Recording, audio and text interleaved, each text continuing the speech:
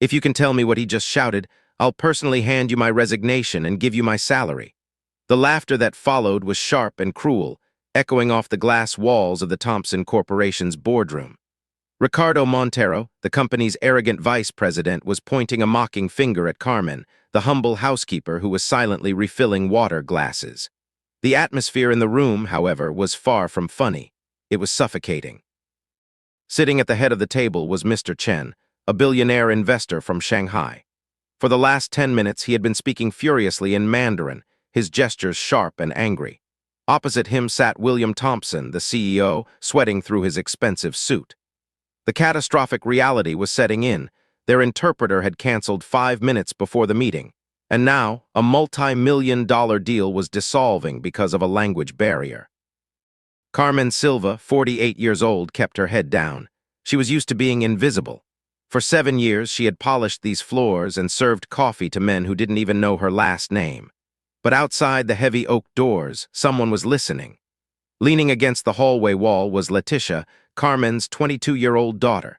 She had arrived early to pick her mother up after her college classes. Her hands were clenched into fists as she listened to Ricardo turn her mother into a punchline to break the tension. "Come on, Carmen," Ricardo jeered, leaning back in his chair. "I bet you picked up some Chinese while scrubbing the floors, didn't you? Why don't you translate for Mr. Thompson?" William chuckled nervously, desperate to lighten the mood that was costing him a fortune. Mr. Chen, however, remained stone-faced. He didn't need to speak English to understand the tone of disrespect. Carmen gripped her serving tray.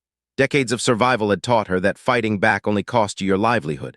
"I'm sorry, Mr. Ricardo," she whispered, her voice trembling slightly. "I don't understand." "Of course you don't," Ricardo slammed his hand on the table, grinning at William. "But let's make it interesting. A wager, gentlemen. If the cleaning lady can translate a single sentence of our guest's complaints, I will walk out of this building and give her my job. Right here, right now." The security guards by the door smirked. The executives chuckled. The idea was ludicrous, a woman without a degree replacing a Harvard-educated executive. Leticia, standing in the hall, adjusted the strap of her worn backpack. Her heart wasn't pounding with fear, it was pounding with adrenaline. What Ricardo didn't know was that while he spent his nights at country clubs, Leticia spent hers studying. For 4 years, she had been a scholarship student in international relations, specializing in East Asian markets.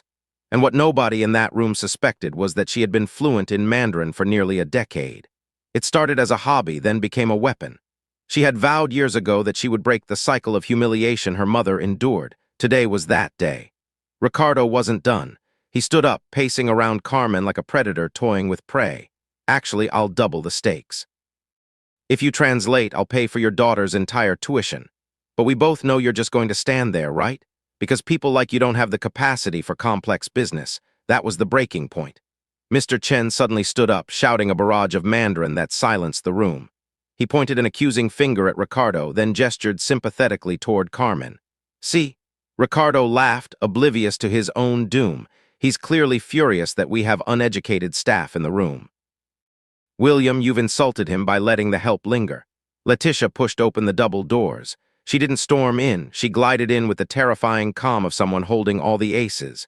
She walked past the stunned security guards and stood directly between her mother and the vice president. "Excuse me," Leticia said, her voice clear and steady. "I apologize for the interruption. I am Leticia Silva, independent consultant.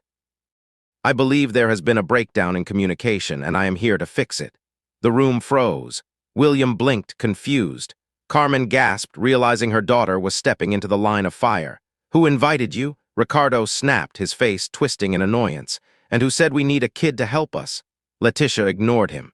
She turned slowly toward the billionaire investor and bowed respectfully. In flawless, elegant Mandarin, she spoke, "Mr. Chen, please accept my deepest apologies for the chaotic environment you have been subjected to. I would be honored to serve as your linguistic bridge to resolve this misunderstanding." The transformation in Mr. Chen was instant. His angry scowl vanished, replaced by shock and then relief. He replied rapidly in Mandarin, finally. "Someone who speaks with intelligence. Your accent is perfect. Where did you study?" "I am a student of international relations here in Los Angeles, sir," Leticia replied in Chinese, not missing a beat. "But I have dedicated my life to understanding the nuances of your culture and business practices." Ricardo looked like he had seen a ghost. William's jaw was practically on the floor. "Wait a minute," Ricardo stammered, pointing a shaking finger. "You're the maid's daughter. You can't be doing this." Mr. Chen looked at Ricardo, then asked Leticia a question in Chinese. Leticia nodded. "Yes, Mr. Chen, that is my mother, and I am here because I heard your comments regarding dignity and respect." Mr. Chen smiled, a genuine warmth reaching his eyes. "Very good. Did you hear what I said earlier? Every word, sir." Ricardo, sensing his control slipping away, tried to regain dominance. "This is a prank. You can't just barge into a board meeting. You are unauthorized personnel." Leticia turned to him, her expression icy. "Mr. Montero, 5 minutes ago you made a verbal contract in front of witnesses. You stated that if anyone could translate, you would vacate your position. I'm accepting that bet. That was a joke."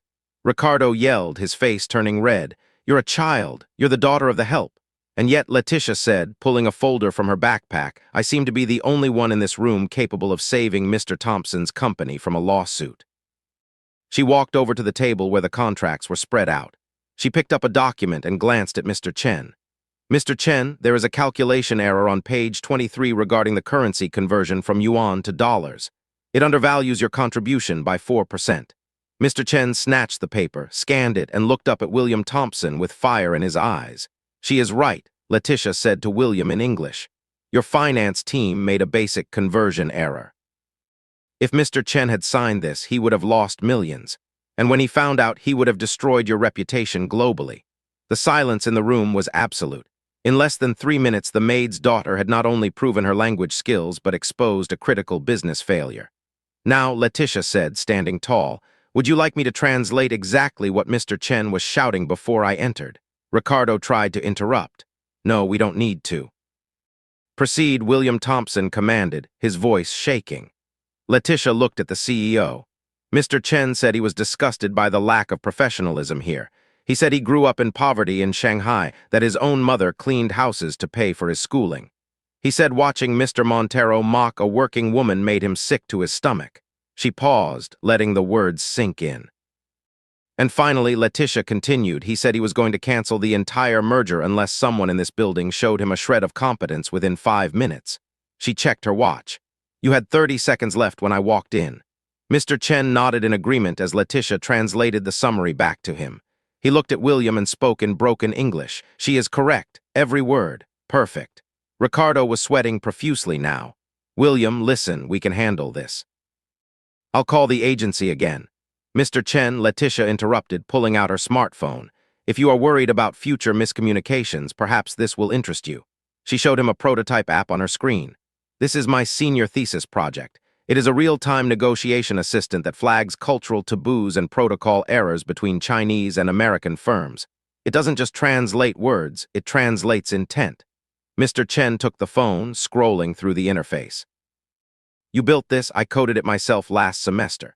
"It is brilliant," Mr. Chen murmured. He looked at William. "Mr. Thompson, I will sign your contract on 2 conditions." William exhaled, looking like a man saved from drowning. "Anything, name it." First, Mr. Chen pointed at Leticia. "She represents me. She is my voice in this company. I want her to have an exclusive consulting contract. $1 million a year." Ricardo choked on air. "1 million? She's a student."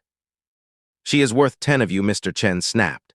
Second condition. He pointed at Ricardo. "He leaves." Now, Ricardo laughed nervously. "William, you can't be serious. We've worked together for 8 years. You're going to fire me because of a misunderstanding." William looked at Ricardo. He looked at the botched contract. He looked at Carmen, who was standing with her head held high for the first time in years. "It wasn't a misunderstanding, Ricardo," William said coldly. "It was a revelation. You almost cost me $200 million because you were too busy bullying the staff." William stood up. "You're fired. And regarding the bet, I believe you owe this young woman your resignation. I have rights." Ricardo screamed. "I have a contract. And I have a recording," Leticia said calmly, holding up her phone. "From the moment you started mocking my mother, I was recording from the hallway." California is a 2-party consent state, but in a public workplace where there is no expectation of privacy regarding harassment, a judge would love to hear this. Defeated, Ricardo slumped. The arrogance evaporated, leaving only a small, bitter man. "Hand over your badge," William ordered. Leticia walked forward, extending her hand. It wasn't a gesture of arrogance, but of justice. Ricardo dropped his access card into her palm, refusing to meet her eyes, and walked out of the room, stripped of his power and his pride. Mr. Chen turned to Leticia. How did you know to be ready?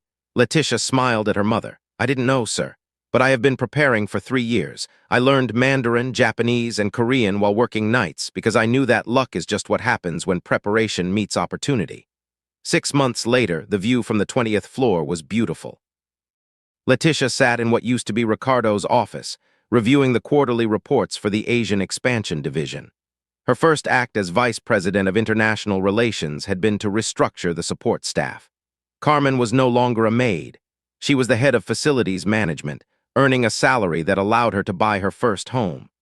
Leticia's translation app had been licensed to 12 major tech firms, funding a scholarship program she started for children of service workers. As for Ricardo, rumor had it he was still unemployed.